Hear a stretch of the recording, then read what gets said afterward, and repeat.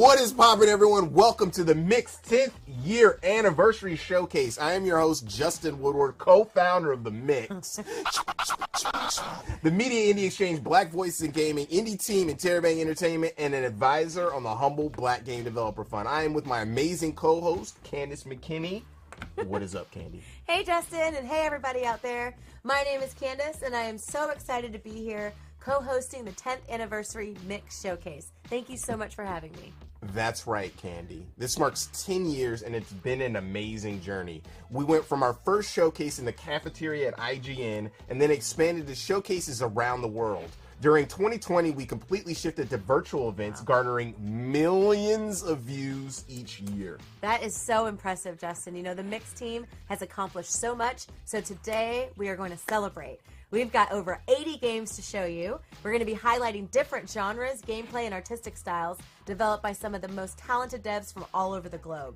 And for the finale, we'll be highlighting some new and unfamiliar titles from Black game developers throughout our Black Voices in Gaming feature.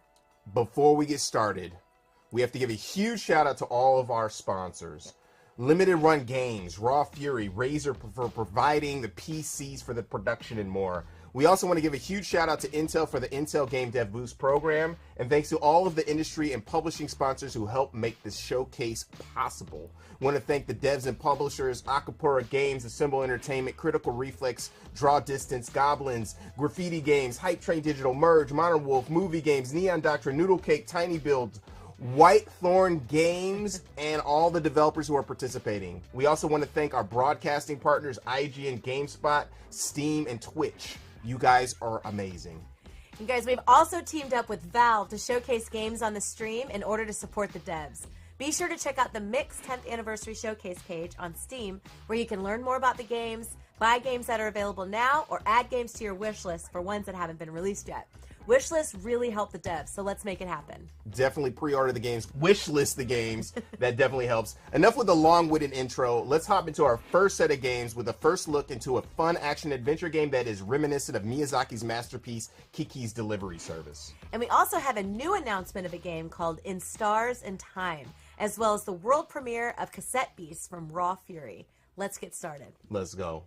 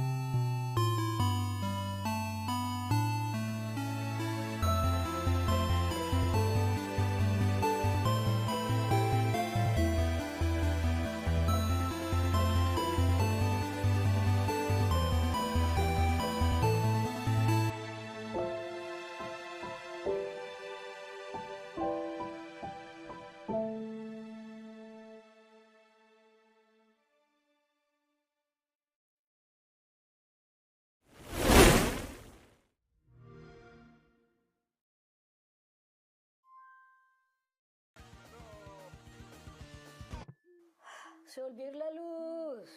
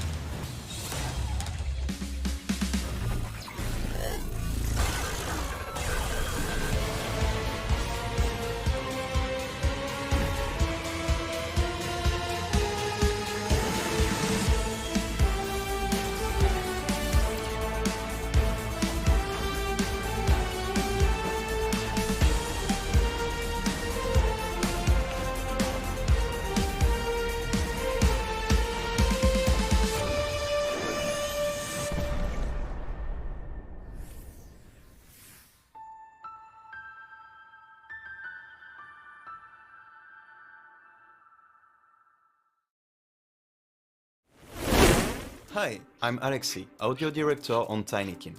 In our last video, we talked about the storylines and characters you'll meet in the world of Tinykin. Today, let's talk about sound and music. Tinykin is a game about being small and getting very close to things we all know. You have walked on carpets, had showers, and picked up cardboard. So it's a great opportunity to make something that feels very familiar. Milo can step on everything in this big world. So each material needs to have its own audio feedback. Not only that, but each environment in the house has unique acoustics. So standing inside a TV will feel as huge as it does to an ant. We are also going the extra mile with music in Tinykin. Every room of the house has its own musical theme, and each one has many instrumental variations according to your position in that huge space. As Milo explores the living room, you'll hear the living room theme.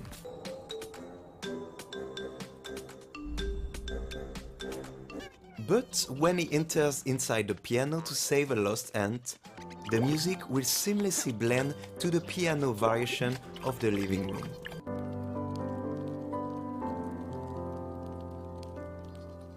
And inside the guitar living room theme. Even the church has its own version.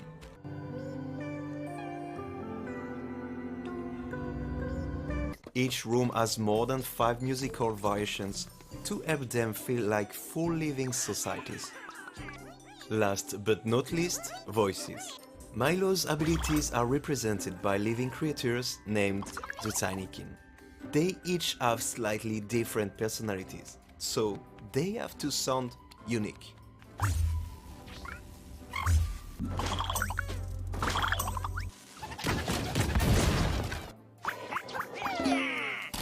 Same goes for the NPCs.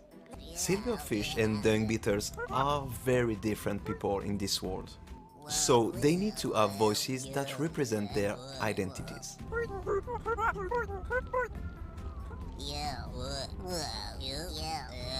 I managed to record and perform every voices in the game so far. That's a very funny way to make them alive. We are still working hard on Tinykin, so stay tuned for our next videos.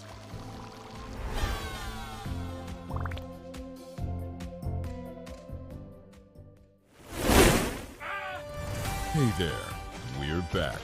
It only took us 5 years, but it's finally here. Move or Die is coming to Nintendo Switch! If you're looking for a family-friendly yet f***ed up party game, this is it. Get together with your close ones and ruin some friendships with one single rule. Move or die. When it comes to multiplayer, you can play online, local wireless, or even move or die on the go. Pick from over 100 characters and dive into 50+ game modes. And if you want a challenge, throw in some mutators to spice things up. But let's be honest, that's mostly marketing talk. So let me rephrase. 6 whole years worth of updates, packed into the best friendship-ruining game. Move or Die. Out now on Nintendo Switch.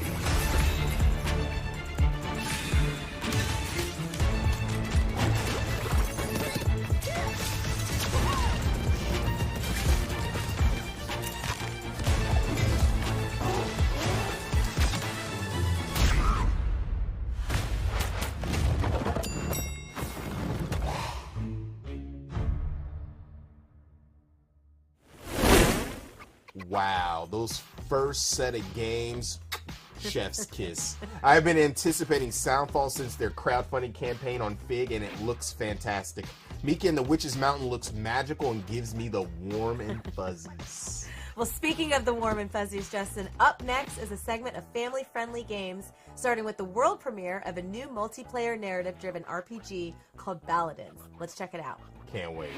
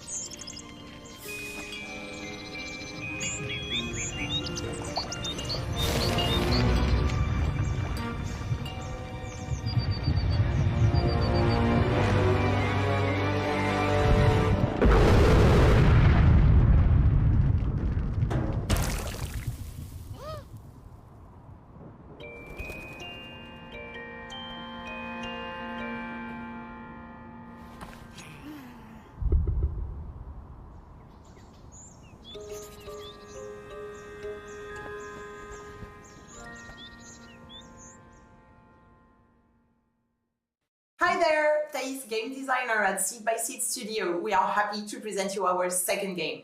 Paladins is a narrative adventure inspired by tabletop RPGs and playable with up to 4 friends online. You play as buskers who have the epic task of entertaining a mythical beast. If you like choose your own adventure books and board games, then this might be a good fit for you. You can subscribe to our newsletter to keep up with the info.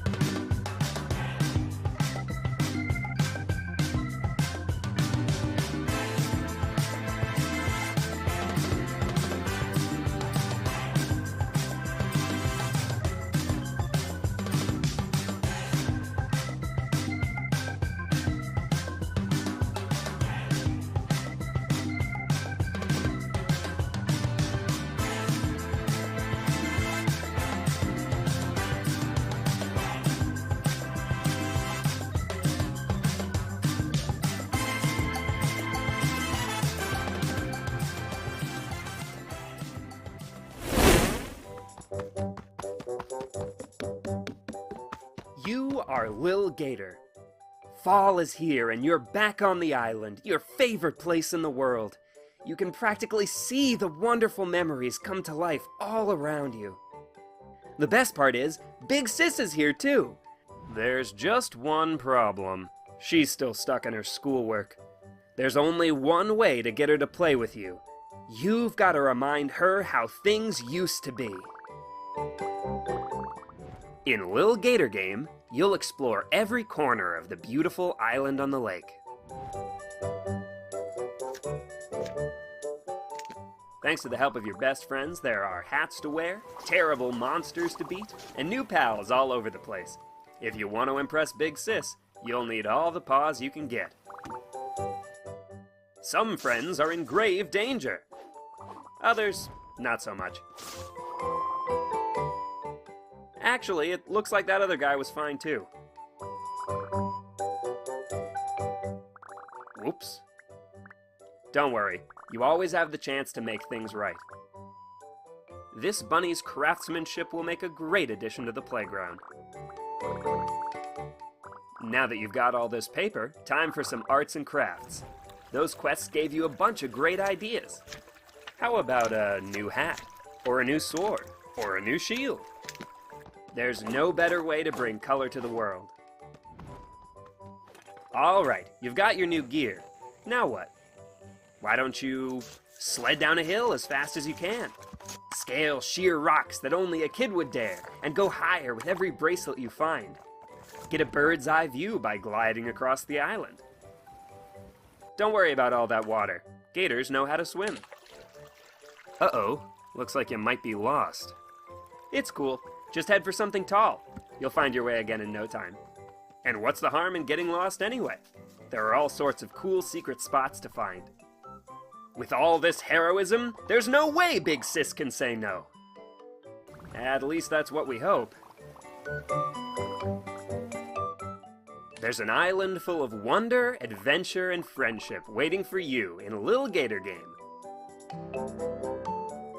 Coming to PC and Nintendo Switch 2022.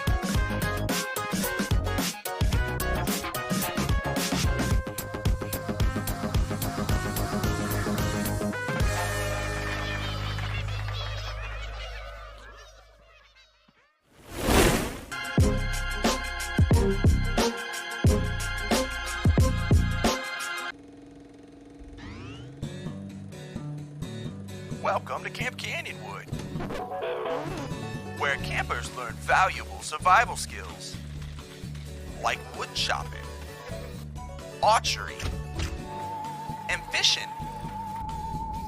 And where nothing strange ever happens. And the best part is, we're now hiring. Build up and restore Camp Canyonwood to its former glory. And give our campers the summer they'll never forget.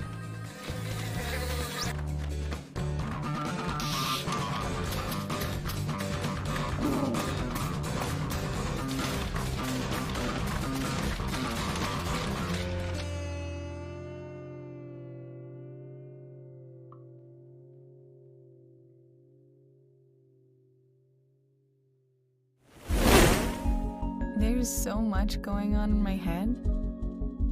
Sometimes I imagine a simple donut factory floating in the clouds just to help me sort out my thoughts.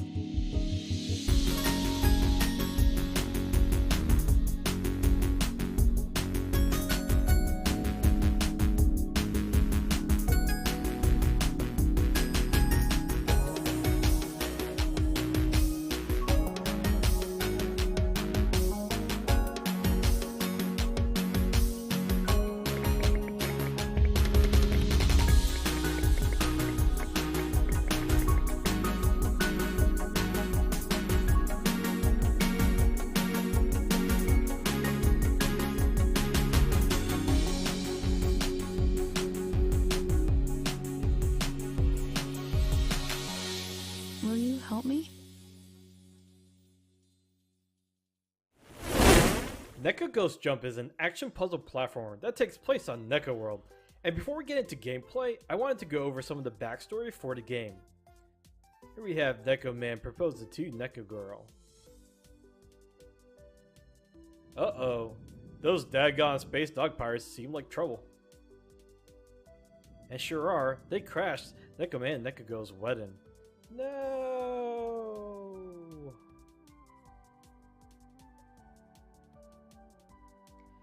Our two main mechanics are coming up quickly here. First, the ability to switch between 2D and 3D camera perspectives at any time. Then there's the ability to switch between the physical form and ghost form, which is very versatile. You'll see here that instead of losing a life for a coin, the ghost form can be used as either a sacrifice or, with some good timing, just an extension and easily return back to the body. It's also useful when finding hidden loot and other things in the Ghost Realm. No. There are multiple biomes, each with their own share of dangers and new ways to rethink how the main mechanics work.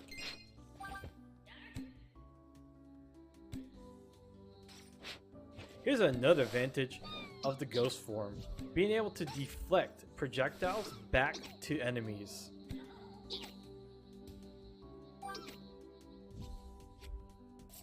Here's our first sneak peek, the pirate ship biome, which will wrap up the story campaign for NECA Ghost Jump. We'll have 8 main campaign biomes along with additional optional ones available at launch.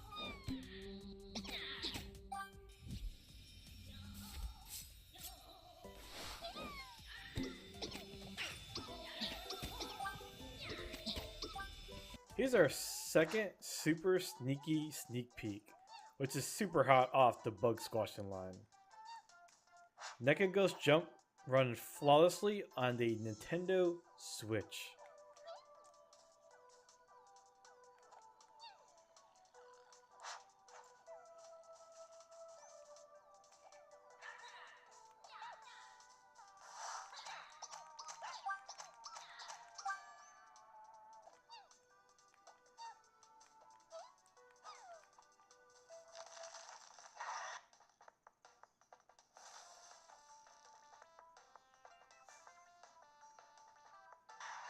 Thanks so very much for watching. Please consider picking up the game on Steam or Epic Game Store today. It's currently in early access. Or if you're not sold on it just yet, throw us a wishlist. And if you don't game on the PC, be on the lookout for the game on your favorite console system.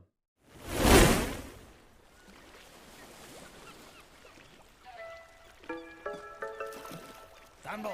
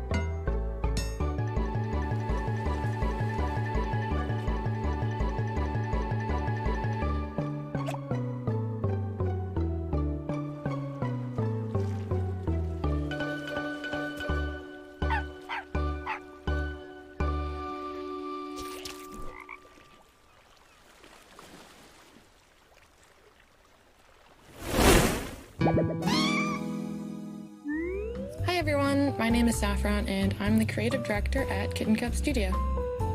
Hi, I'm Justin. I'm the lead programmer. And today we're going to introduce you to our game about tea making for cats, Pico. So in this gameplay video, we'll be introducing ourselves to Min, who will teach us how to make blooming tea. There she is. She's so cute. Min is an elderly cat living in Pico who runs her tea house with the help of her grand goddaughter, Pongcha. She also mentions Chaewon, the previous owner of your tea house, whose story you'll uncover as you play through the game.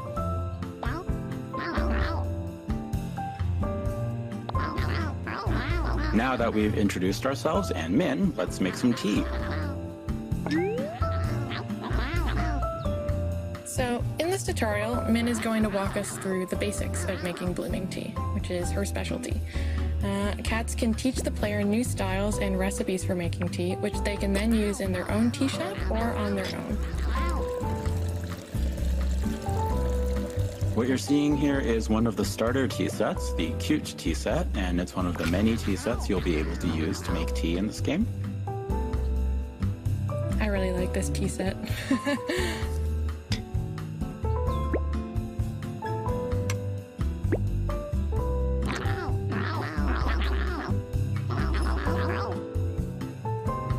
So one of our inspirations for Pico is anime anime, so our glass teapot also looks a little bit anime-like as well.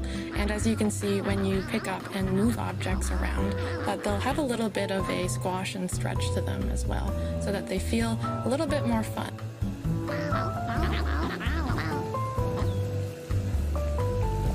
You can see that the water is boiled and ready to go, so you can go ahead and pour the water in.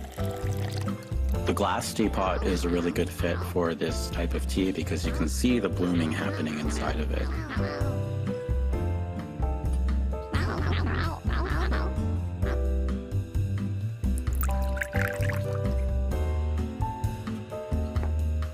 And now that we're done, we can present our tea to Min and see what she thinks.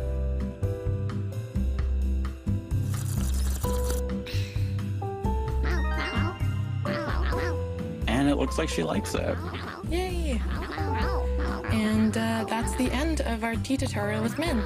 Look forward to hearing more about our development through our Twitter, newsletter, or our Discord, which is up on the screen. And don't forget to wishlist Pico on Steam. Thank you. Thank you.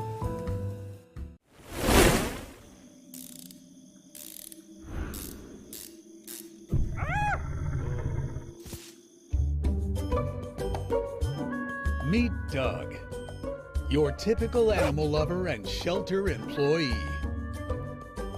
But when he discovers his local shelter is on the brink of foreclosure, he needs to make some cash, and fast. Fortunately, there's a new job opportunity available. Problem is, Doug's the world's worst handyman. He should never be anywhere near a hammer. While he's trying his best to fix items, he's causing more damage than repairs. He'll need your help to find the right tools to complete tasks, all while dodging workplace hazards. Can you pull it off and save the shelter? Or are you chicken?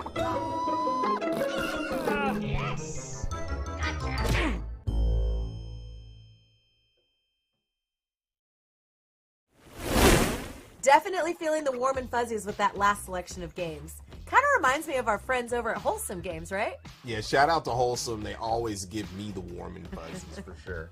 Our next set of games will be town builders, sim, and deck building games. We have a world premiere title called These Doomed Islands and the world premiere of Four Tales. Let's shuffle our decks, hoard our resources, and check out this next set of games. Word.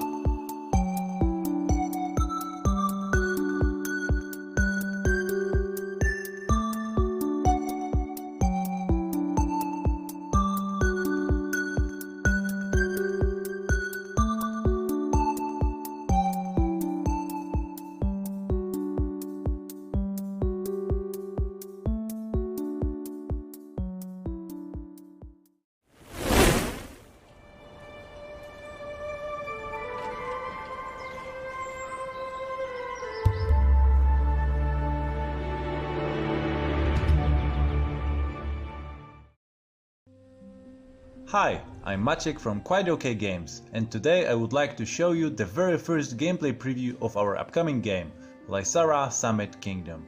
The game is a challenging city builder set in high mountains, where you have to build a new home for your kin first out of lowlands. Here we have a small village we can expand. It's located quite low in a zone rich in vegetation and fertile lands, so it's a great place for growing crops. Barley, which you can get from farms, can be then transported to a yak-powered mill for the production of sampa, a kind of flour. Sampa can be then distributed to your citizens via marketplace. Besides food, we also have to take care of the spirituality of our folks. Placing shrines makes the people living nearby happier, and reaching certain happiness thresholds enables upgrading houses, which will now accommodate more residents, giving you more workforce at your disposal. This small village consists entirely of commoners, but there are two more social castes in our game, lowlanders and monks. Finding the balance between the castes and satisfying the various needs of their members is not all you will have to do in the game. In a harsh and difficult mountain environment, you will have to build transportation infrastructure, deal with avalanche hazards, survive weather breakdowns, and, in the end, rise a summit temple on the very peak of the mountain. And that's all we've got to show you today. The game will be launching on Steam later this year, so if you like what you saw, you can add Lysara Summit Kingdom to your wishlist. Thanks, and see you next time!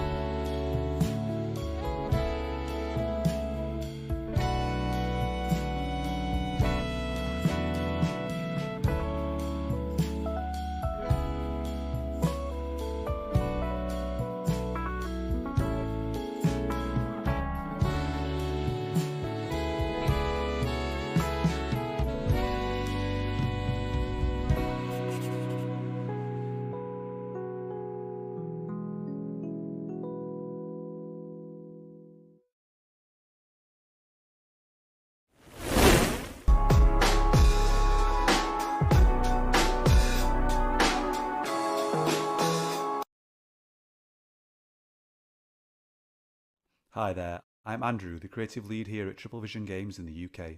I'm really excited to announce today our new game, These Doomed Isles. These Doomed Isles is inspired by classic god games, survival city builders, and roguelike deck builders. You'll use your godly powers to raise islands from the sea. You'll build settlements for your devoted followers and make sure that they remain devoted and alive by keeping them warm, fed, sheltered, and safe. You'll harvest new cards for your deck to better face the challenges ahead of you, because remember, these are doomed isles. Defend your island from raiders hell-bent on seeing your settlement reduced to rubble. Survive natural disasters, including those of your own making. Face decay, famine, and your ultimate destruction. Do you have what it takes to survive these doomed isles?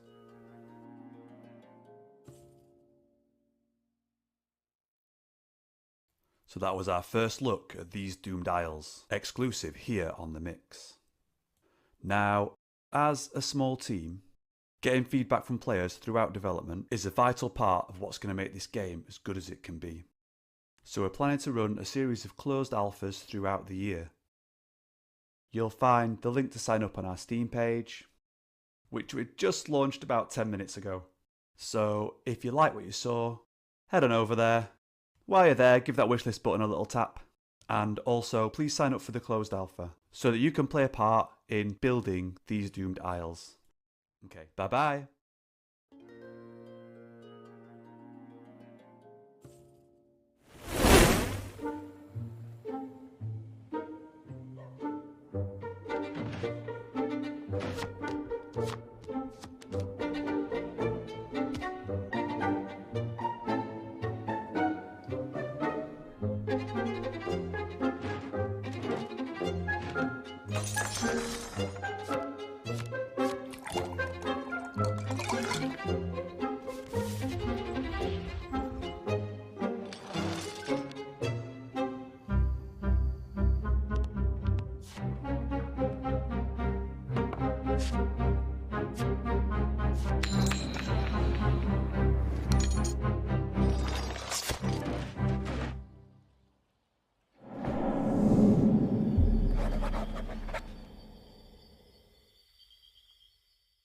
Hi, I'm Jared, the community manager at Nariel, and we are thrilled to be showing Card Shark at the Mix. In our depiction of 18th century France, gambling salons are all the rage, but you'll need to play your opponents better than you play your cards. We've built our game around cheating techniques that can be performed in real life. Deck switches, mark cards, sleight of hand, trickery and deception, those are the tools at your disposal. And as a special treat for the Mix, we have an exclusive gameplay premiere. Our lead artist, and a card trickster himself, Nikolai Troshinsky, will explain how one of the techniques in our game is performed. There are many ways to cheat in a game of cards. In Card Shark, we try to show as many of them as possible. In this scene, you have two goals: to gain knowledge of your opponent's strongest card, and to make sure they have at least one weak card in their hand. Having stolen the deck with the help of your accomplice, you can now leave to mark the cards in secret. There are countless ways to mark a deck of cards. A real cheat will use his own system so that only he can read it. You can mark the cards any way you want. You can get creative. We're going to mark the cards using simple lines in clockwise order, from ace to king to queen to jack. That should be easy enough for us to recognize later. We don't want to take too long, as the longer we're away from the table, the more suspicious it gets. Now it's time to return and pour the Comte another glass of wine so that he can retrieve the deck from our pocket. We still need to force a low card for our opponent. We'll steal this 10 of spades from our hand, wait for our turn to deal, and add it to the top of the deck. Now we can deal it, and as we deal, we are watching for our marking. Right there, that's a jack. We need to recognize them quickly. If we take too long, it will start to look suspicious. There's another one, that's an ace, and the queen. Finally, we use our secret code to tell our accomplice the highest card, and that's how we make the Comte win. We don't want to win ourselves to not draw too much attention. And there you have it, one of the many tricks that you can perform in Card Shark and in real life. Our demo is available on Steam right now, and Card Shark will be coming to Steam and Nintendo Switch later this year.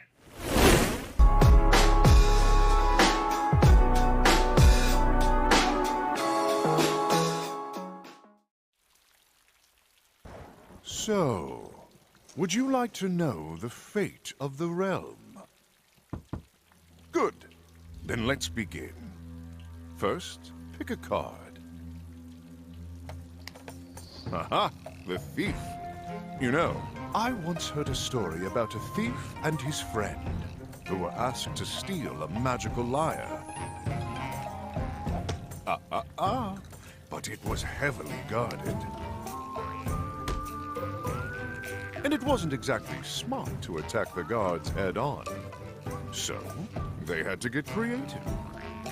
Now you're getting it. But no sooner had they gotten their hands on the lyre than the thief began to have terrifying visions of the end of the world. And he knew that the only way to escape it was to gather his companions and set off on a voyage into the unknown. And then, well, what happens next is entirely up to you. Four Tales, a card-based narrative journey. Hey, Oracles. I'm Buddy, the community manager for Akupara Games, and today I'd like to introduce you to the core gameplay of Astrea, Six-Sided Oracles, a dice deck-building roguelike by Little Leo Games. In Astrea, the two fundamental forces you'll be balancing are purification and corruption. Purification is blue and corruption red in the game's kind of color terms. Purifying a good guy like me, or my sentinels, is going to heal them, while corruption damages them. Likewise, purification damages my opponents, and corruption heals them. The goal of the game is to purify your enemies before you are corrupted entirely. And by the way, in case you're wondering, no animals are hurt in the process of purification. You know, like once I purify this little guy, he's just gonna give a hop, get the hell out of here. And it's this duality where Astrea really ticks. For instance, there are going to be times when I'm going to want to use corruption on myself rather than heal my enemies, right? And it's also important to note that taking damage is going to activate these, which are called virtues. This virtue, for instance, will let me draw a die, but I have to take 5 points of corruption in order to activate it. Which, you know, this makes me consider whether I want to use this purified die to heal me or to deal damage to my enemy. Which is where the dice come in. When you're playing Astrea, you'll have a dice pool, which is essentially your deck. Or, you know, maybe it's better to think of it like a dice bag, like in D&D, where each turn you're going to reach in, pick a certain number of random dice, and then roll them. The die faces you end up with are kind of like your hand for that turn. And just like a normal deck builder, as you move through battles, you're going to be adding dice to your dice pool over time. The interesting hitch, though, is that when you win a battle, you'll be prompted to add a safe die, a balanced die, or a risky die to your dice pool. And a risky die is nice because it will have very powerful positive effects, but the drawbacks are going to be significant too. Part of the strategy that goes into Astrea is balancing the consistency of safe dice with the raw power of risky dice. If you play it too safe, you're not going to be able to close out fights against tougher enemies. Playing it too risky, and you'll end up corrupting yourself before the enemy even has a chance to. Anyway, there is plenty more when it comes to talking about Astrea, like the game's 6 different characters with their own unique mechanics, but all of that is a little down the line. For now, if you'd like to learn more about Astrea, please feel free to come hang out with me in the Astrea Discord. And otherwise, I hope you have a great time at the Mix. Cheers. So, you've chosen the life of a legitimate small business owner. Wise decision. You're going to need to make sure you're set up for success on your journey to run a chain of definitely legal, thriving businesses. First, you're going to need somewhere to grow, dry, and store your product. A dry den sounds like it'll do the job just fine. The best product needs tended to by the best hands, so make sure you hire top-quality employees to look after your stash. Word on the street is, your product is the best in town. Now, if I happen to be a hungry little competitor, I'd sure be trying to get my hands on some of it. Better make sure your employees are armed to the teeth and ready to protect that cash money. You're going to want to set up a front, and you just also happen to be somewhat of a connoisseur of chicken, as well as, well, you know. As an upstanding member of the community, it's important you build lasting mutual relationships with the locals. I hear the university might have quite the appetite. Might be worthwhile checking in at the scrapyard, too. Now it's time to expand, baby. Why stop at chicken? donuts, nightclubs, casinos, laundromats, and it only makes sense to expand your product line too, right? And from there, it's time to reap the sweet, sweet fruits of your labor. Look at you, you upstanding entrepreneurial contributor to society. Definitely not fried chicken, for all your legitimate fake business needs.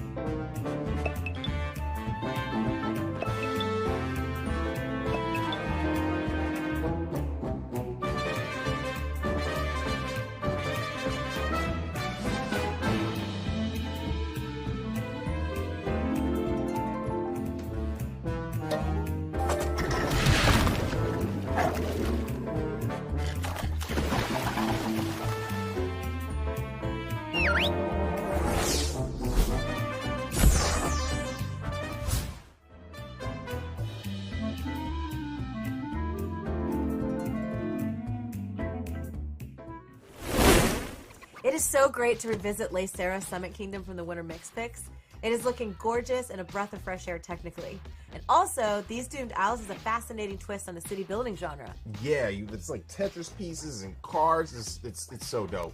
So much creativity all around. Candy, I know how much you dig big rigs and the dream of gassing up an 18-wheeler and heading cross-country. So we're going to do just that and head into this heaping helping of truck simulation games. You're right, Justin. I do love a big rig. Let's go.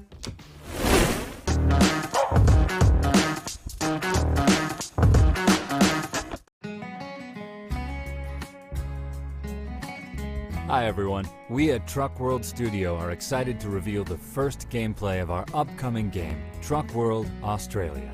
Today we're going to introduce some of the basic gameplay mechanics which make our game stand out from other driving simulators. But first, let's put the radio off. In Truck World, you can interact with almost every part of your cabin. Right now we're arriving in a warehouse to pick up the load. Here's the trailer which we'll need to hook up. We believe that in Truck World Australia, everyone should get an opportunity to feel like a professional truck driver, so players can enable visual hints for a more convenient experience.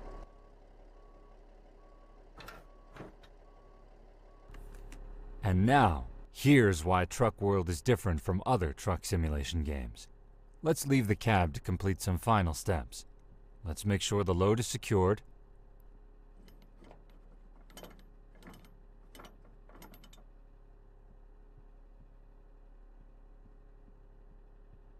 take off support brakes,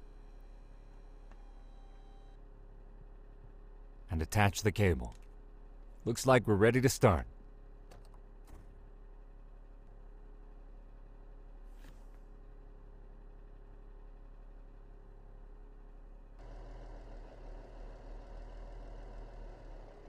With the trailer attached, you'll need to be very careful with turns.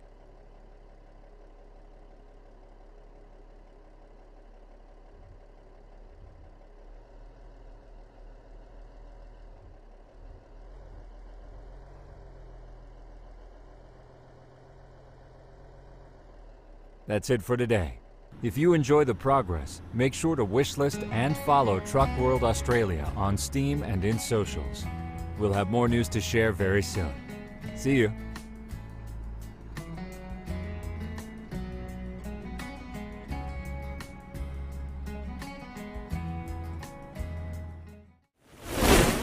Now that is my kind of game. I cannot wait to play Truck World and live out all of my trucking fantasies in real time. Truth be told, that was a crazy long segment. Up next, we're going to get into our Pixel Bag and pop into some new 2D throwback games with a release date announcement of Soldiers, as well as a brand new world premiere trailer for a chaotic and silly boxing joint, Bare Butt Boxers. BBB what? Can't wait to see those bare butt boxers in action. Let's go.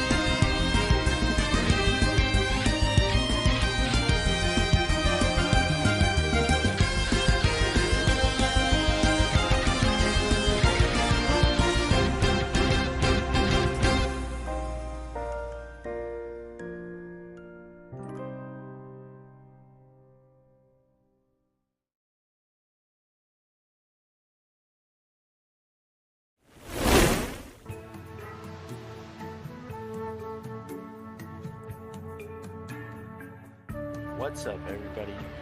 I'm Jason. I'm the developer of Akira, the game that you see before you. This is Craig. Hey, how's it going? I'm Craig. I'm also Craig, and I do the music. And so today we're showing off a totally new island in this game. The game is full of unique islands where each one has a theme and special mechanics that are full of puzzles. This is the volcano. One of the unique mechanics on this island are these lava cracks that you see Craig walking over, and as you step across them, it builds up heat until you burn up and die. So you kind of have to plan your route. Once you step off of the lava, you cool off and you're safe.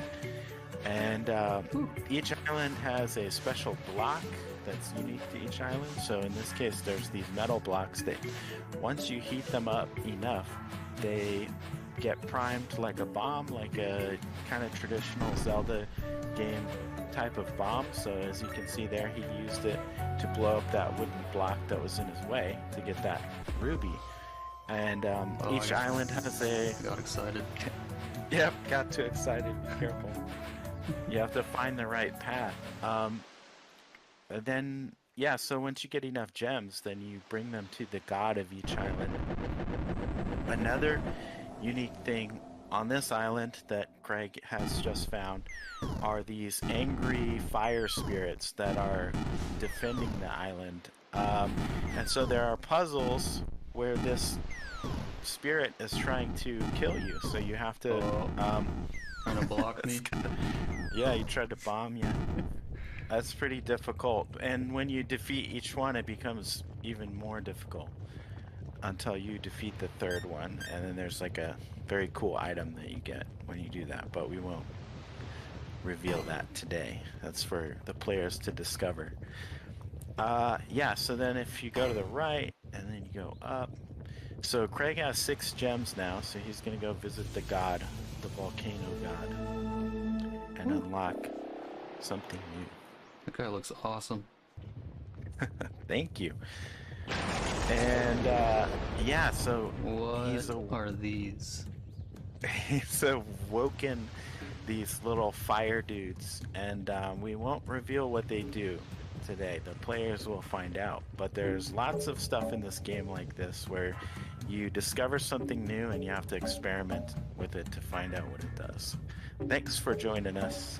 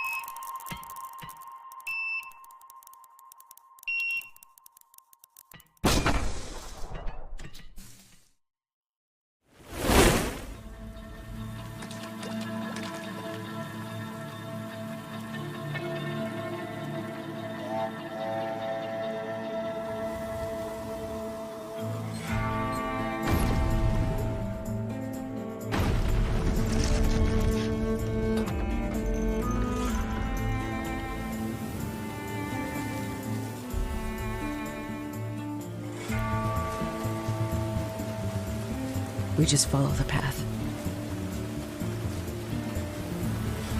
Before trouble found us.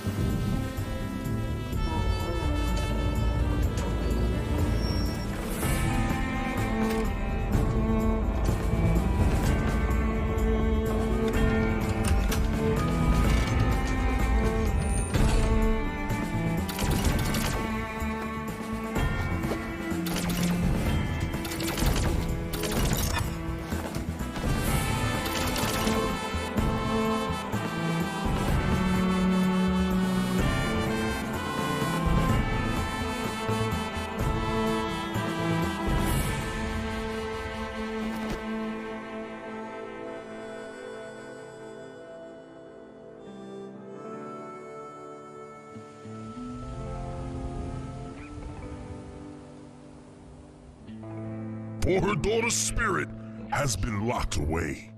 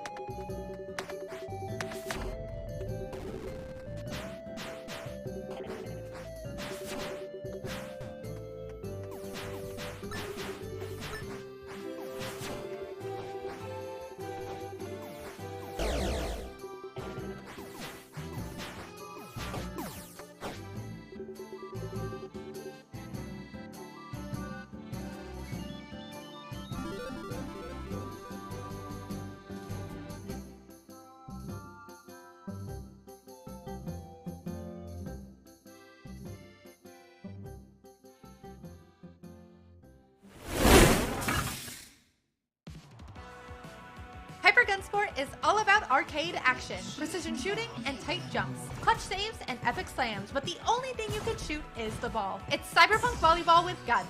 Jump in with your favorite Gunsport team, the Fire and Ice of Neo Tokyo, the wily old-timers from Blue Cambodia, impressive upstarts from People's Republic of Oakland, the Precise team from the New Republic of Congo, the Cybernetic Heart of UWSD, and more, each with something to prove to the world. Teams are composed of 2 positions. Strikers move and jump, but have fewer shots available. Keepers stay entrenched in front of the goal with a wider aiming range and more shots. Fill your gauge with explosive focus attacks and unlock special weapons for tricky bounces and frenzied action. And if that's not enough, battle it out across 7 unique arenas, each loaded with its own gimmicks, from goals that open and close or change point values, to moving nets and even unstable footing. Players of all stripes, we've got your back. Hyper Gunsport comes loaded with numerous accessibility options, so you can play the game the way you want to play. Turn on aim assist, adjust laser length, tweak the game speed to your liking, or even disable the background for added visibility. As long as you're having fun, we're having fun too. The frenetic action doesn't stop there. The officially sanctioned rules aren't the only way to play. Think you've got what it takes to be the best? Change things up at the start of a match by choosing any of the 10+ totally unique rule sets. Try Underwater for a funky slow jam of strikes and saves. Big Bounce for more bounce to the ounce. Hot Potato for 1 goal takes all action, and so many more.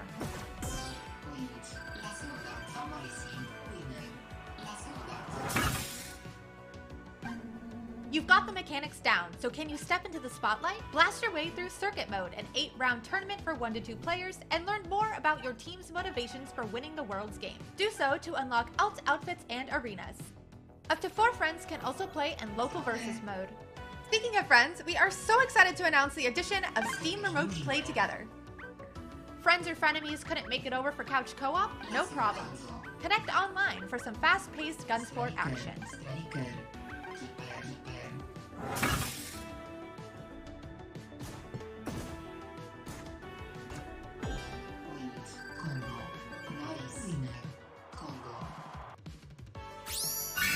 For the passion and the fame, it's 2 guns against the world. Hypergun support is coming soon to a system near you. You can join the Hypergun support community today over on Discord.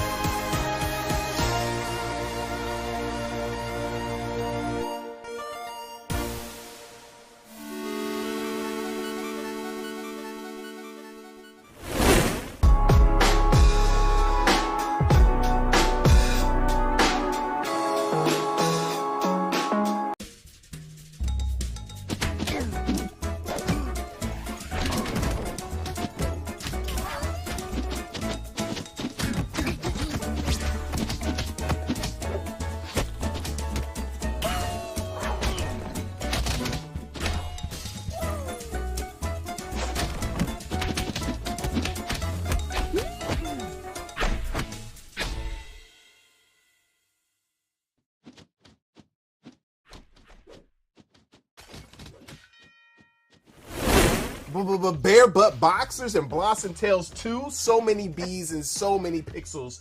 They have an amazing style and a classic throwback neo-retro vibe. All of the games look so fun. They really do, Justin. Now, before we move to our next segment, we want to remind you to check out the games on the Mix Steam page. Wishlist the games you like, show the devs some love, and play their demos if they're available. It really helps the devs out. Make sure to do the damn thing. For the next segment, if you're into classic tactics, strategy, as well as RPGs, this is the segment for you. We have a world premiere announcement and trailer from a game titled Venaris from our friends at Toad Productions, as well as a release date and announcement for Cantata. Beef up your party's gear and get ready to party with some of the best strategy and role-playing games that have yet to come. Boom. Can't wait.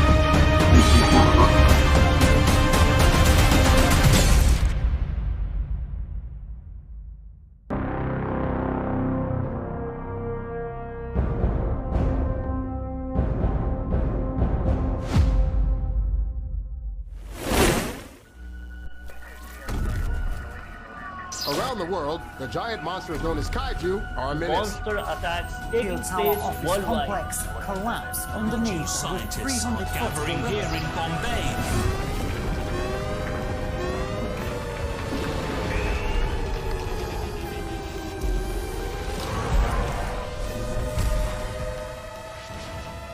We must plan carefully.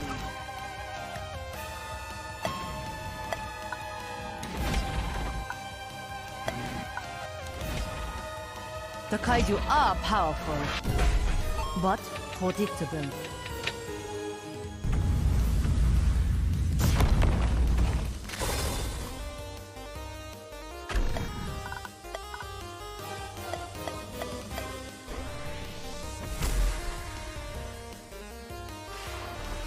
Open fire!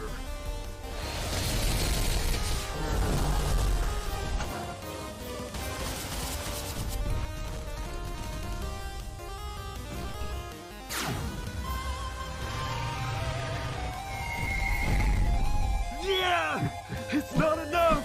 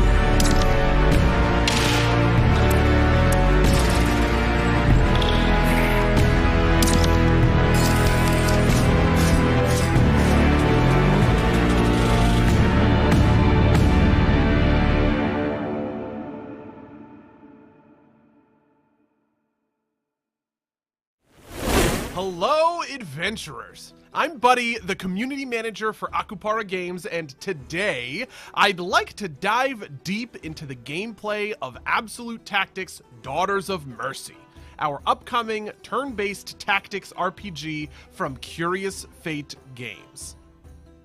Now, if you haven't seen Absolute Tactics before, the core game captures that classic turn-based RPG experience. You've got cool characters who level up, equip items, and have skills and abilities. It's the basics, right? But the thing that sets Absolute Tactics apart from, some of its contemporaries is taking a different approach to classes, which is really what I want to dig into today. How do classes work in Absolute Tactics? Well, they're items. A class handbook is a piece of equipment that you can give directly to one of your characters, just like you would give them a sword or a staff, except a class handbook is going to radically change the way they approach the battlefield. While you won't be able to completely redesign your character from the ground up because each character has their own unique skills, abilities, and attack pattern, the lion's share of their role in a fight will come from their class handbooks. And by the way, every character in Absolute Tactics can dual class, which is to say each character can equip 2 different class handbooks at the same time. Each class handbook is going to give that character a certain set of passive stats and active abilities. So the Berserker, for instance, increases your basic attack damage and gives you a powerful melee attack, while the Sorcerer increases your ability damage and gives you a powerful ranged spell strike. The different class handbooks can also be leveled up themselves. A rank 1 Berserker handbook only gives you 8 attack and the Berserking ability, but a rank 3 Berserking handbook will give you 10 attack, the Berserking ability, the Carnage ability, and the Ferocity ability. The special tomes that are used to upgrade handbooks are a really powerful reward that you might have to dig around for a little bit to kit out your whole team. But Berserker and Sorcerer are really just the tip of the iceberg. You can also be a botanist and summon bushes with healing berries, or an entomologist to summon a swarm of cicadas to debuff your enemies, or a courier whose whole thing is just moving around and delivering packages. Which means Absolute Tactics has this prismatic array of possibilities for you to use to customize your characters in your party. And that's about it for an introduction to class handbooks. I'll be doing some deep dives on individual classes a little bit later down the line, so feel free to join the Akupara Games Discord if you want to keep up to date on all things Absolute Tactics. Otherwise, I hope you have a great time at the mix. Cheers.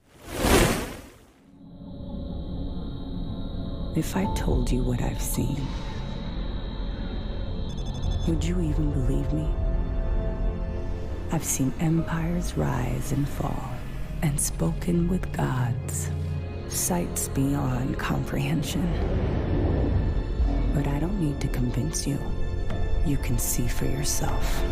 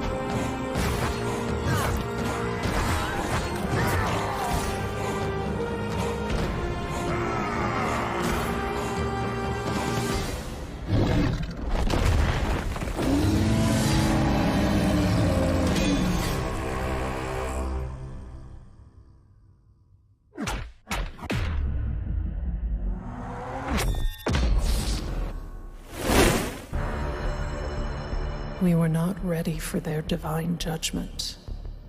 We were tested, and almost everyone just failed.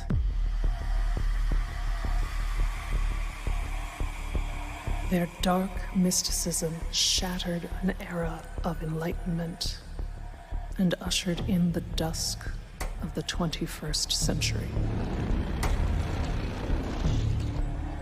Billions of lives were lost in a heartbeat, turned to ash, and cast away in the wind. Our soldiers were gone, but our weapons kept fighting, driven by an enigma in the networks. Their surviving forces waged a desperate crusade against the machines. We became bystanders to a relentless war. Now our world is an ever-twisting nightmare. Hellish threats lurk in every whisper and shadow. There is no glory, only survival. Deliver us from this trial. Reclaim our world for mankind.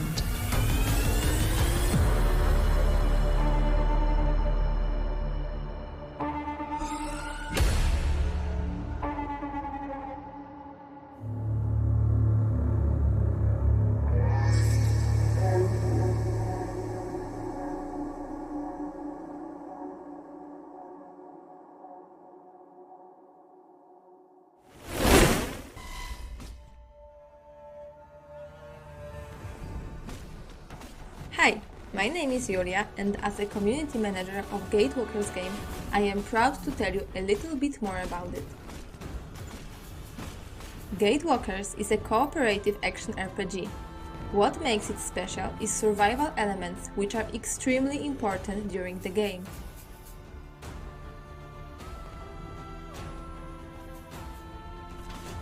You're playing as a Gatewalker.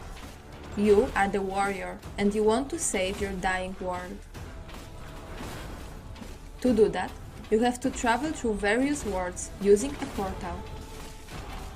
Every world is procedurally generated, which means the map changes each time you visit the world. Looting and gathering will help you to craft better equipment and new items. You will need a good weapon to fight different bosses, animals, and monsters. You can play the game solo or team up with up to 3 friends and as a team begin your journey.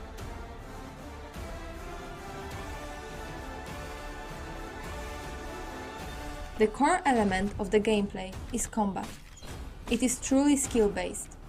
You need to aim at your target with a spell, and you can dodge spells cast at your enemies.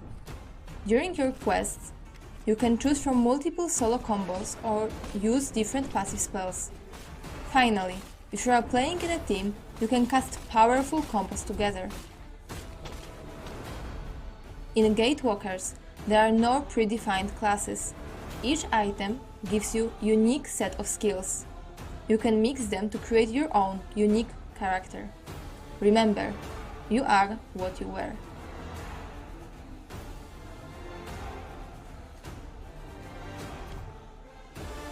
During your travels, you will visit places with specific terrain, climate, creatures, and also resources.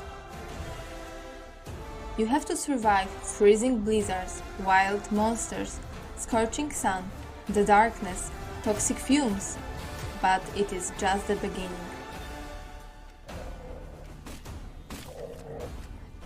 You have to prepare yourself, gather resources, and avoid dehydration or starvation. That ends this short introduction to the game. I hope you like it. Don't forget to add Gatewalkers to your wishlist on Steam and follow us on social media channels.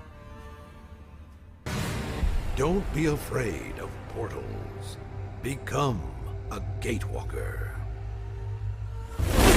And we're back. I love turn-based tactics so much that are reminiscent of console classics like Disgaea and Final Fantasy Tactics. So excited to see fresh takes on the genre. For sure, I agree with you. This next segment, we're going to pull out our BFGs, stack guns, and grab our flashlights. The segment is dedicated to hardcore shooters and games filled with survival and action-based horror. We're gonna load up in the world premiere of the new iteration of Mother Gunship and then lock into the world premiere of Slaycation Paradise. Let's go.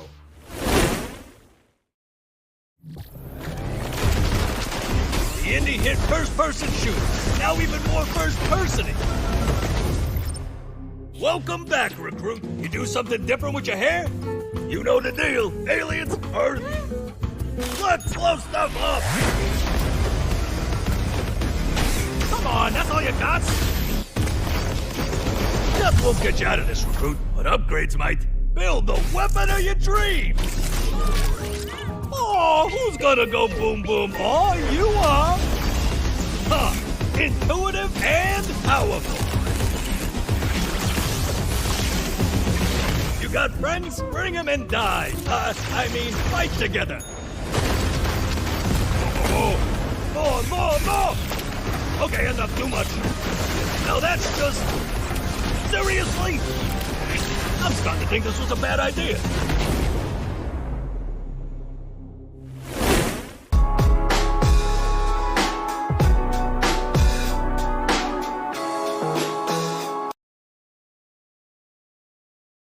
Are you tired of going on the same old boring holidays? Too expensive or not enough activities for the whole family? Not anymore.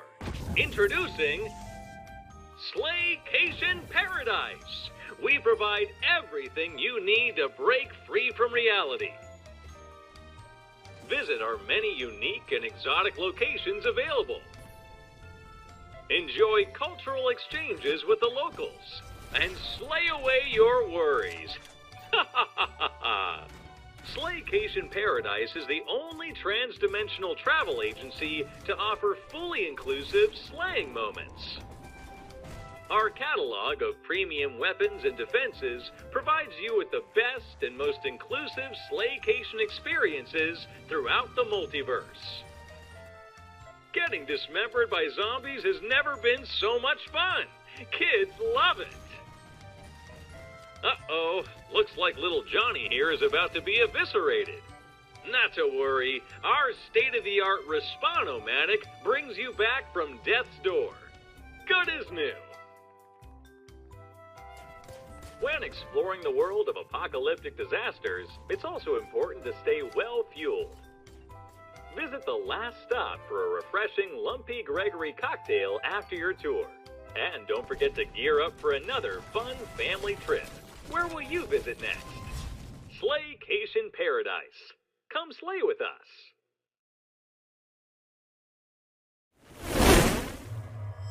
Your suffering will be legendary.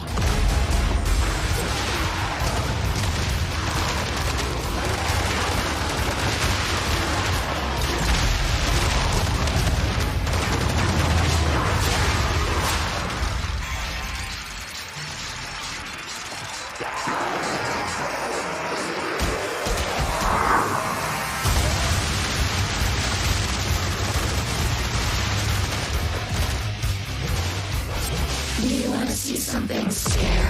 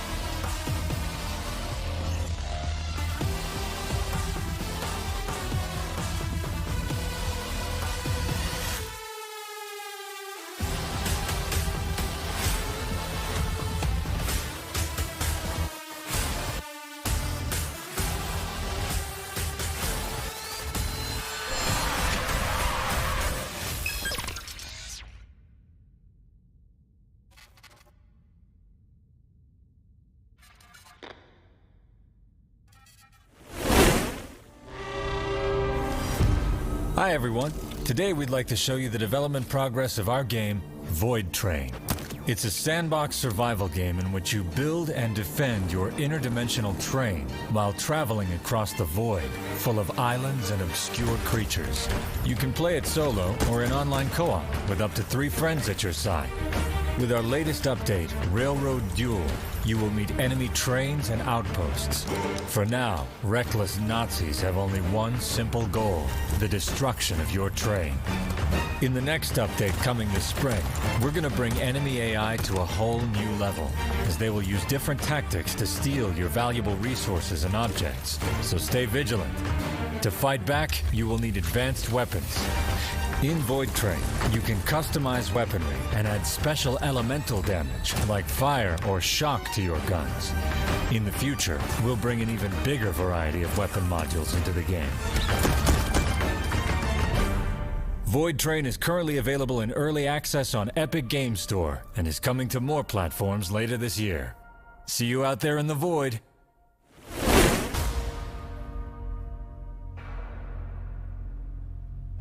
Hello all, I'm one of the developers on Scathe, and I want to welcome you to the first devlog focused purely on the bullet hell mechanics in Scathe. If you're not familiar with Scathe, it's an intense, blood-soaked FPS where quick reflexes are the key to surviving the bullet hell labyrinth that stands between you and your ascension. Rip through the underworld's deadliest demons and collect the hellstones with drop-in, drop-out online co-op gameplay. First up, all 3 of us at Damage State and the gang at Quali want to say a big thank you to everyone who played the teaser demo during the Steam Next Fest. It's been fantastic to see such a positive reaction and the buzz around it. Above this, it's been incredible to hear your feedback, and I want to let you know that we've already acted on it and made improvements based on it. Now back to the bullet hell mechanics. Many of you will be familiar with bullet hell, most likely from 2D game scene, perhaps vertical scrollers like Ikaruga, side scrollers, even modern gems like Cuphead. While they're challenging and visually entertaining, it's less common to see them in 3D, and we wanted to embrace that in Scathe as we felt it's a great fit. We wanted to invite the idea of navigating the world and dodging the bullets within it while keeping demon killing familiar. Much like a true bullet hell game, it means you need to keep moving, and even if the demon is dead, the projectiles could still be a threat coming towards you. As a player you can move, dash through them, and in some cases jump, though as it's 3D the vertical Z-axis needs to be considered too. It's been quite challenging bringing the concept to a hell shooter, as it breaks an expectation set by others that you need to be as close as possible to a demon, rather than keeping it at bay. This twist brings a new mindset to the genre and allows for varying gameplay and level design. Balance, of course, has been an important part of iterative design. Naturally, you can't spam the screen as, especially in 3D, it leaves you with nowhere to move into, so it's become a careful process of finding how much is too much.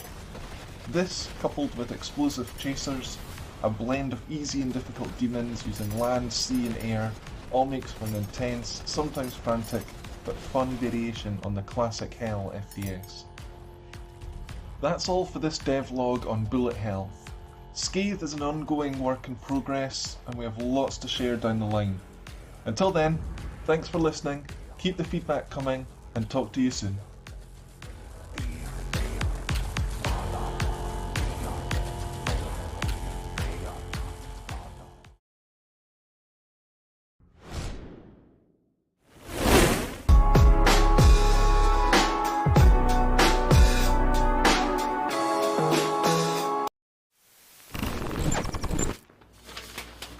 These disappearances are getting out of hand. The police reports show a linear growth at the start, but over the past few weeks it's growing exponentially. The bright side is, more cases means more evidence. I've been digging through the files and I noticed these symbols.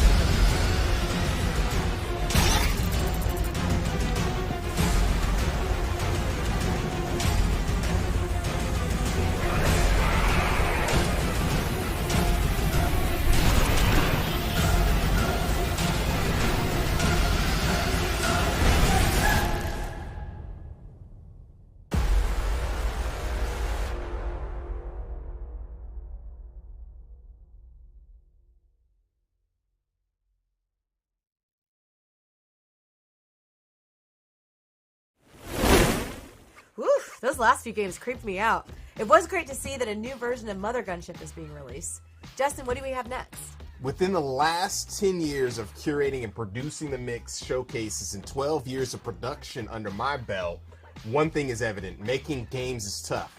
Sometimes development takes teams years of hard work and perseverance to share their creativity with the world. That being said, the next segment is dedicated to alumni developers who have showcased their games with the Mix before and have updates, new trailers, or releases just around the corner. Salute to these Mix alumni and their games.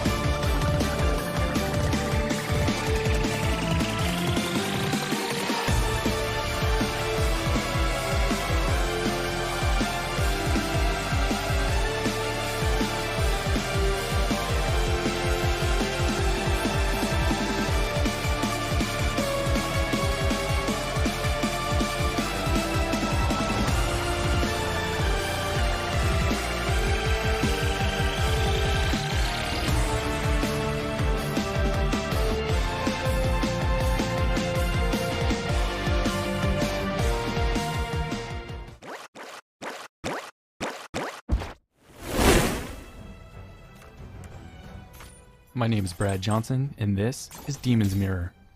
Demon's Mirror has a unique battle system that brings a fresh take to strategic roguelike deck building. You take on the role of a lost soul who's been trapped in a perpetual loop inside an inexplicable mirror. Your goal is to figure out how to break the loop and free yourself of this nightmare. This journey will present many challenges, including plenty of battles with unforgiving enemies. Let's take a look at how combat with an enemy works. Like other deck builders, you can play cards to attack and defend against your opponent, but where Demon's Mirror shines is in its Chain 3 mechanic. It's easy to use, but requires lots of practice to master. At your disposal is a board filled with different tile types. Chain tiles together by clicking and dragging through similar types. Completing a chain will allow you to gain shield, collect essence, fill your willpower meter, and best of all, to deal massive damage to enemies. Essence is used by certain cards to make them more powerful. If you collect enough willpower crystals, it will trigger a special event that lets you choose to do various things like buff yourself or deal a big chunk of damage. Chaining tiles and playing cards both use the same pool of action points. You're only given a limited number of them each turn, so it's up to you to decide what you want to spend them on. Playing cards will let you attack, defend, gain new abilities, and most importantly, manipulate the board. Some cards will let you destroy tiles or add a universal tile. Both of those actions will let you make longer and stronger chains than you could before. Besides directly attacking and defending, enemies can add threatening tiles to the board. Enemy tiles can affect the battle in many different ways. For instance, the tile the enemy just created will launch and deal 80 damage to you in 5 turns. There are a few ways to deal with enemy tiles. You could wait for the tile to launch and pray you have enough shield to block it, but usually a safer strategy is to go on the offensive and damage or destroy the tile. Certain cards will damage enemy tiles directly, or you can chain them with other tiles. Damaging enemy tiles will cause them to deal less damage. However, if you get its potency down to 0, it will be completely destroyed. Demon's Mirror has roguelike elements, so each game you play will be different. Choose the path you take. Find and loot gobs of treasure. Seek out and purchase game-changing items from the shopkeeper who smiles too much, and encounter dreamlike events. Use everything at your disposal to survive your quest to overcome what's in the Demon's Mirror. Coming to PCs later this year. Wishlist the game now.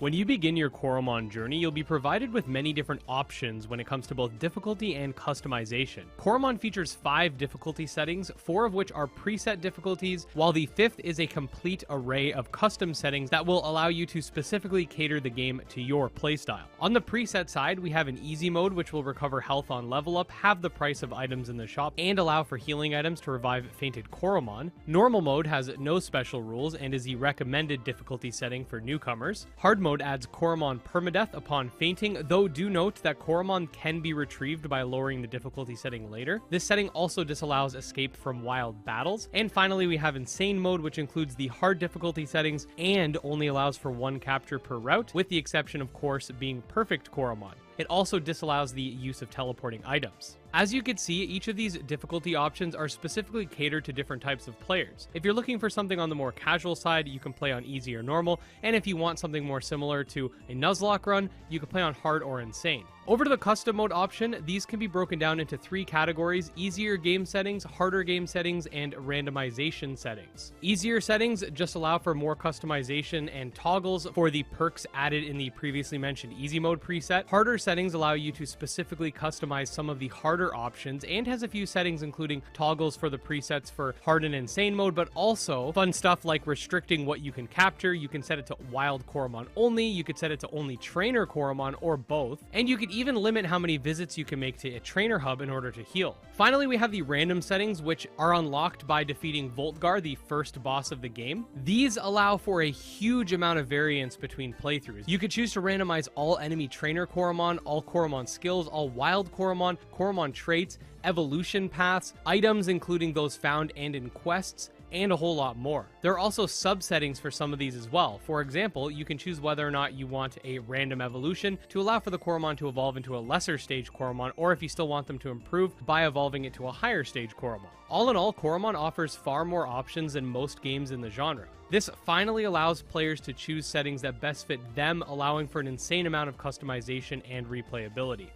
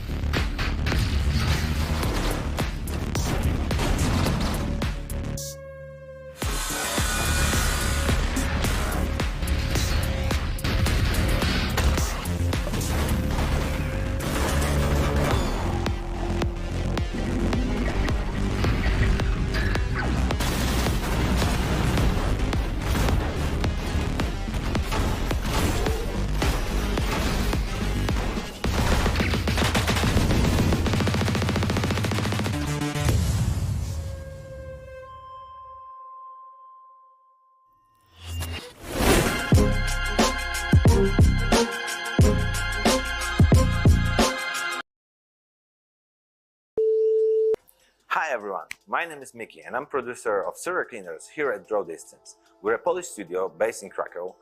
We're known for Serial Cleaner and Vampire the Masquerade visual novels. Right now, we're working on Serial Cleaners, which is being published by 505 Games. We also have several other projects cooking. They will be revealed when the time comes. What you'll see today is Serial Cleaner on steroids. New York City in the 90s, 4 playable characters, and story with a twist. If you remember the 90s differently, their dirty work is the reason why. This is Serial Cleaners. Today, let's focus on Serial Cleaners, a sequel with Basquiat and street art inspired graphics, reactive cops, and a soundtrack deeply rooted in the 90s. It's a true nostalgia trip for everyone who remembers it, and a box full of surprises for everyone else.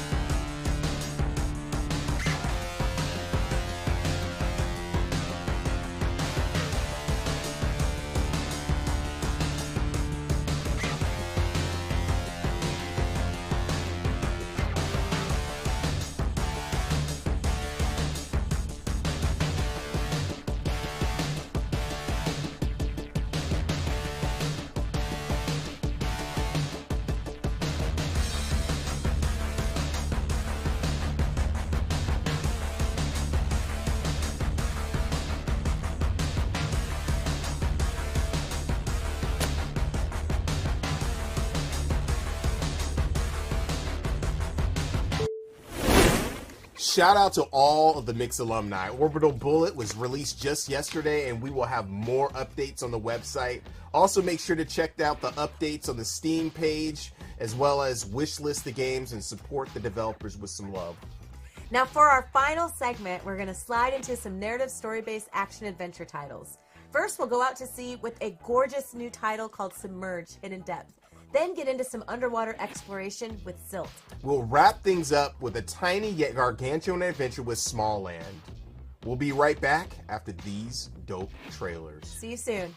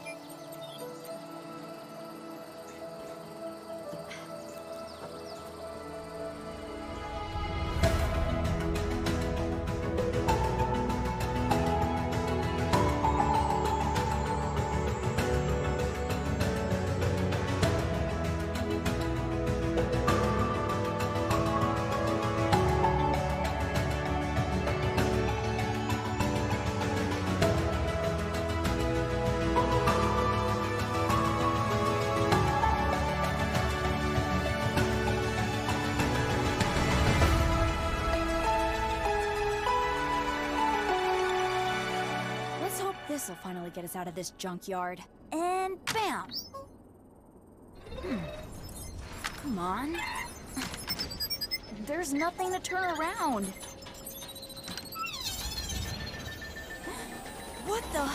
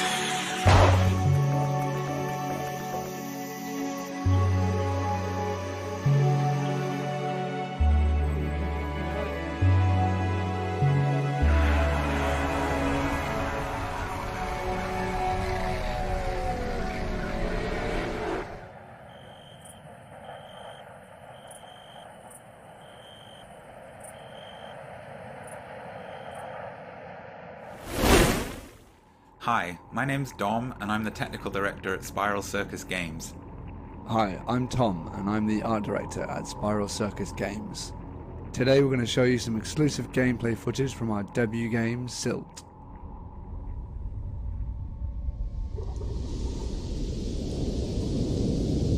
Here we find ourselves swimming through a dense underwater forest. We come across a strange creature living in a solitary tree in the middle of a large clearing.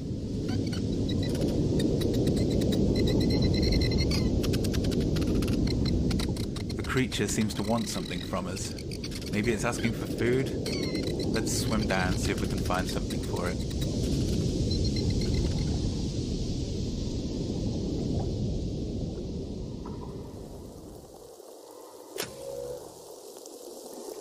Silt is a 2D puzzle adventure game set in a surreal underwater world.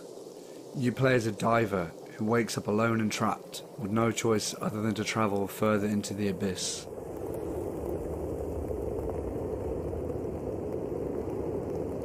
This dark, dense undergrowth is home to a large number of leeches. These leeches can grab onto the diver and deal damage, and you can be quickly overwhelmed if you're not careful. The leeches instinctively flee from bright lights, so can be kept at bay with the diver's lamp.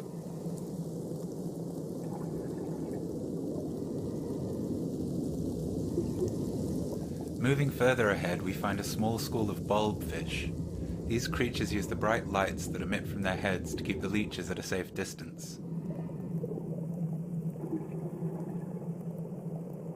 The bulbfish have a more playful and inquisitive nature.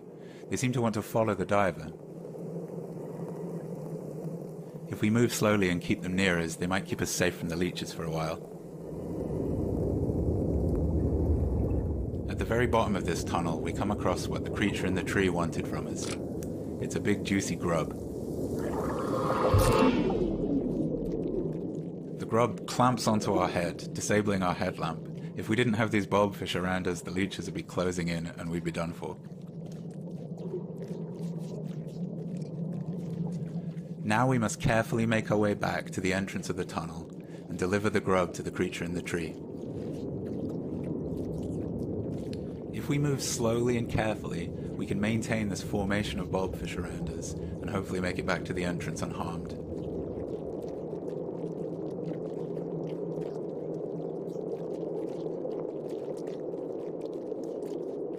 The key to navigating Silt's murky abyss is carefully observing the creatures around you and using their abilities to your own advantage.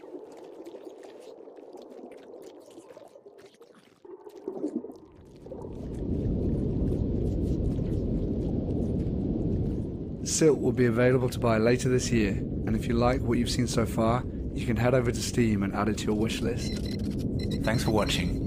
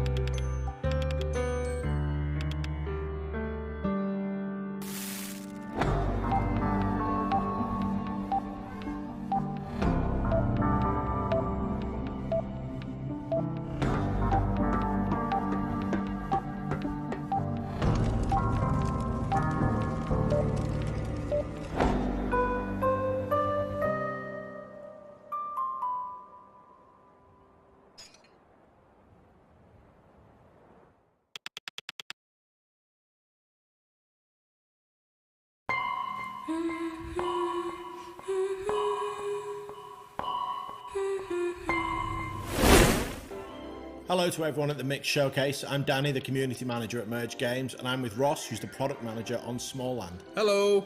We're going to show you some gameplay from Smallland today. So here's Ross starting out early game to talk you through. Yeah, so this is just where you come out of the cave, and I'm just about to speak to the Elder, who gives you your very first quests. Now they come on, and basically one of the quests that leads you to is Knock, which is your gameplay, Danny. Yeah, so Knock is one of the Pathfinders, who are the members of your race who've gone out ahead, scouted the land, and they've got some quests for you that are going to teach you a bit about the world and the systems at play in Smallland. Yeah, so there's a series of NPCs, and we've actually covered those in some Steam posts. And there's a couple of NPCs as well, which sort of allude to some of the equipment you can unlock, some of better bows, better swords, etc.